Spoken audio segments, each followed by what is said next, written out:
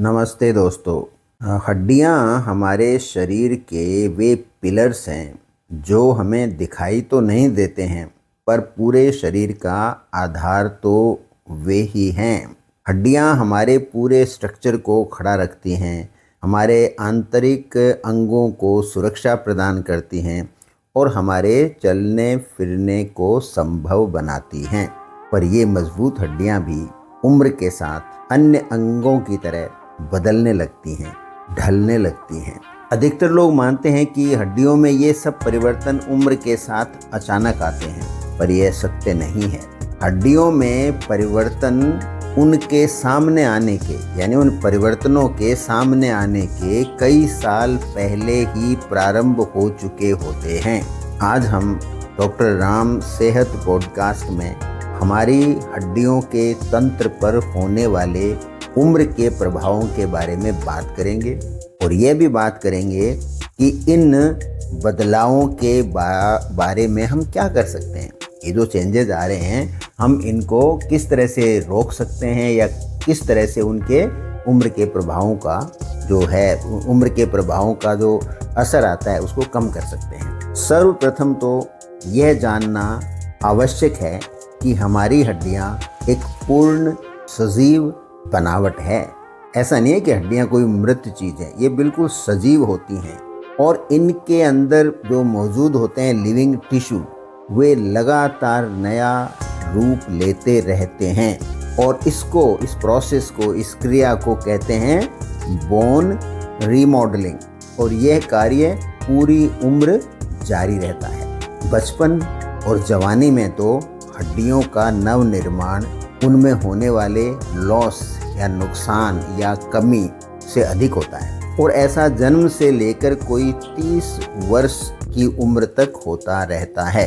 जो ही हम 30 की उम्र को पार करते हैं तो फिर नई हड्डियों का जो निर्माण है वो थोड़ा धीमा पड़ने लगता है और बोन के अंदर जो ब्रेकडाउन होता है वह उनके पुनर्निर्माण से थोड़ा सा कम होने लगता है। ये बात विशेष तौर पर हमें ध्यान में रखनी चाहिए।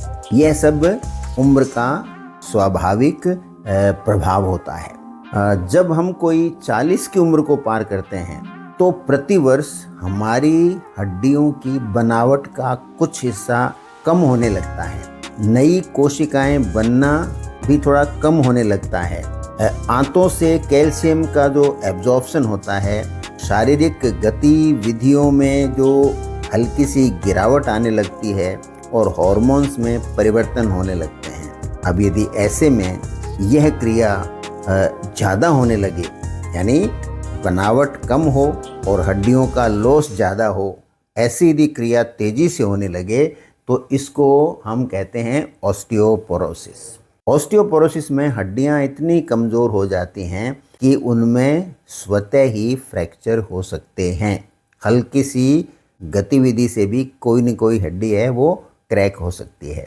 इस उम्र और इसके बाद, यानी करीब 40 साल की उम्र और इसके बाद महिलाओं में विशेष रूप से जो हड्डियों की कमजोरी है वो ज़्यादा आती है। यानी ऑस्टियोपोरोसिस का प्रभाव महिलाओं में पुरुषों की तुलना में ज़्यादा होता है, क्योंकि मेनोपॉज के बाद ईस्ट्रोजन नामक जो हार्मोन है उसके स्तर में गिरावट आने से इस हार्मोन द्वारा बनाया गया जो रक्षा कवच है वो थोड़ा कमज़ोर होने लगता है और महिलाओं में मेनोपॉज के अगले 5 से 7 वर्षों में हड्डियों का करीब 20% जो बनावट है उसमें गिरावट आती है।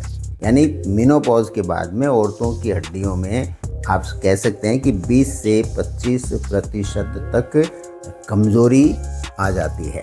ऐसा होने पर उनकी जैसे रिस्ट यानी कलाई या स्पाइन यानी जो बीच के रीढ़ की हड्डी है और इधर हिप जॉइंट है, इन हड्डियों में फ्रैक्चर होने की संभावनाएं बढ़ जाता है। ज़्यादा फ्रैक्चर हो सकते हैं तुलनात्मक रूप से पुरुषों में भी ऐसा होता है। ऐसा नहीं कि कोई प्रोटेक्शन है, पर थोड़ी उम्र के बाद में होता है। महिलाओं में कोई 4-5 साल ऐसी प्रक्रिया पहले होने लगती है। अब ये सब यहाँ एक विशेष ध्यान रखने की बात है कि इन सारे फ्रैक्चर्स को हम काफ़ी हद तक रोक सकते हैं। इसके लिए हमें कुछ विशेष प्रयत्न करने चाहिए। वो प्रयत्न कोई बड़े नहीं हैं, साधारण से प्रयत्न हैं।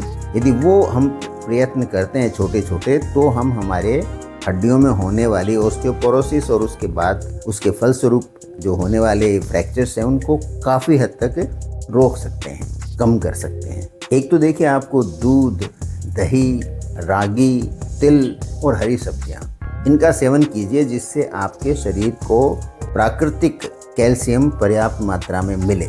फिर दूसरा ध्यान रखिए कि आपके शरीर में विटामिन डी और विटामिन K2 की पर्याप्त मात्रा बनी रहे। और आपको कुछ वेट बियरिंग एक्सरसाइज जो आपकी मांसपेशियों की शक्ति बढ़ाएं, वो एक्सरसाइज आपको थोड़ी करनी चाहिए। स्मोकिंग यदि आप करते हैं तो इस उम्र में तो बिल्कुल छोड़ दीजिए। अल्कोहल है, उसकी मात्रा को आप कम कर दीजिए। वज़न को आप नियंत्रण यदि करते हो वज़न का, तो आपके लिए काफ़ी फ़ायदे का काम रहेगा।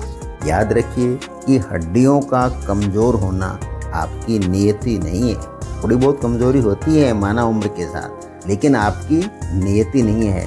आप यदि उपरोक्त जो सुझाव मैंने दिए हैं उन पर यदि कोई एक प्लान के तहत उनको अपने जीवन में लागू करते हैं, तो आप ऑस्टियोपोरोसिस के जो मेजर कॉम्प्लिकेशंस हैं उनसे आराम से बच सकते हैं। मैं डॉक्टर रामावतार शर्मा ये उम्मीद करता हूँ कि जीवन पर्यंत आपकी हड्डियाँ वो ताकतवर रहेंगी, मजबूत रहेंगी और उम्र से बहुत कम प्रभावित होंगे।